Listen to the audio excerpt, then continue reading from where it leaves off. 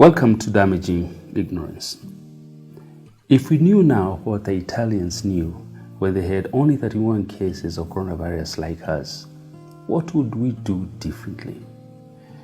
At 31 cases, the Italians were still partying and eating life with a big spoon. And because they treated caution with contempt, the gods were not kind to them. On Friday alone, 1,000 Italians died from the virus, and the calamity visited upon them is not over yet. What about the Spaniards, people from Spain? What did they know when they had only 31 cases like Kenya?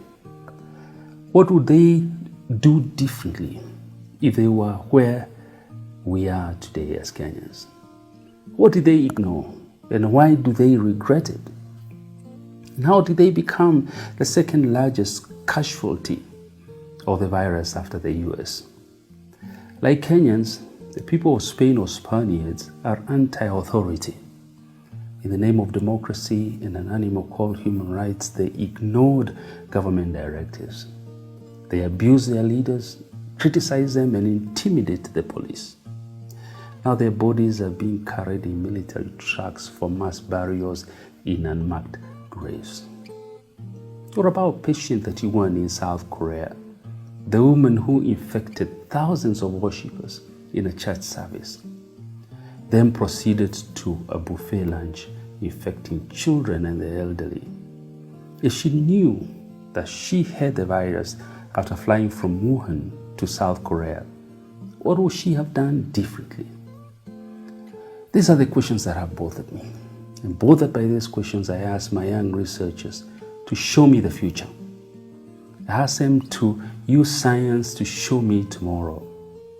Using what we call exponential models, I asked them to study Italy, Spain, and Iran, and to study them from when they had only 31 cases like in Kenya, and to show me how the 31 cases led to 1,000 deaths a day in Italy.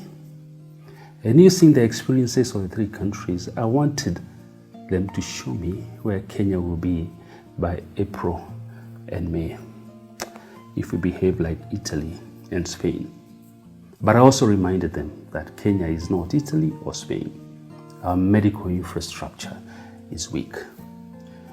The results of the model came back with a 95% confidence level.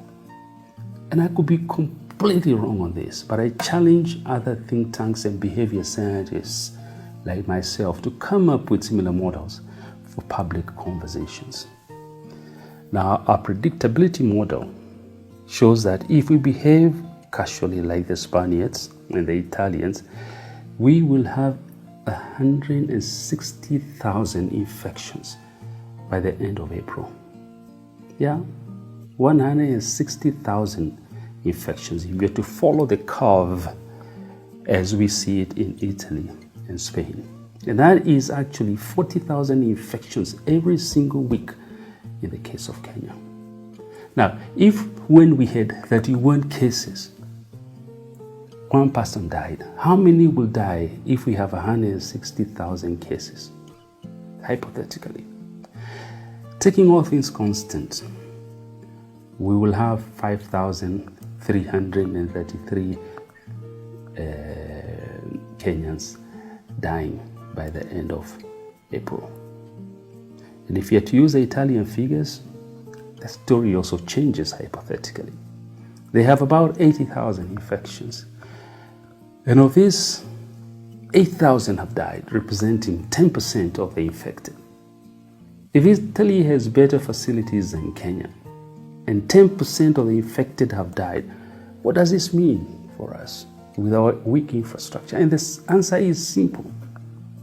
If you have 160,000 infections by end of April, at least 10% or 16,000 will die. And I could also be completely wrong on this. But even then, this number assumes that our facilities are like those of Italy, which they are not. What is my point here? Numbers don't lie. If you torture them hard enough, they will tell you the truth. And the truth is simple, that things are bad. And we need to take this seriously. If the US and Britain are overwhelmed by this virus, who are we? If the Prince of Wales, the Prince of Monaco, the wife of the Canadian Prime Minister, the British Prime Minister, Boris Johnson, if all these people have the virus, what chance does a lumpen proletariat from Korogosho or Kibera have? I have two appeals to make. Number one, if we stand behind Uhuru Kenyatta without turning to the right or to the left, we will overcome. We must not behave like Spain, which challenge authority at every particular moment. Now, if Uhuru orders a curfew, we must support it. If he orders a total lockdown, which I actually think he should next week, we must support it as well. And where things are difficult, let us innovate. Because Kenyans are very good at brilliant innovations. And we must lead the world in how we manage our slum populations through innovations. For instance, the slum populations can be moved to churches because this is one of our biggest challenges. And I'm saying they can be moved to churches because after all, churches are closed. And they're huge sanctuaries and nothing but dead capital until this virus is gone. Why not then move the slum populations there and isolate them, take care of them from these particular sanctuaries? After all, that's what a sanctuary, a place where Elohim himself dwells, is supposed to be. Innovations, we will need to innovate so that when people are giving us ideas about how things, or criticizing how we shall deal with this situation, let them criticize, but also give us innovations. And Kenyans are very good at doing it. And the corporate sector can take leadership in this process. Number two, I appeal to the government to show no mercy because this virus will show us none.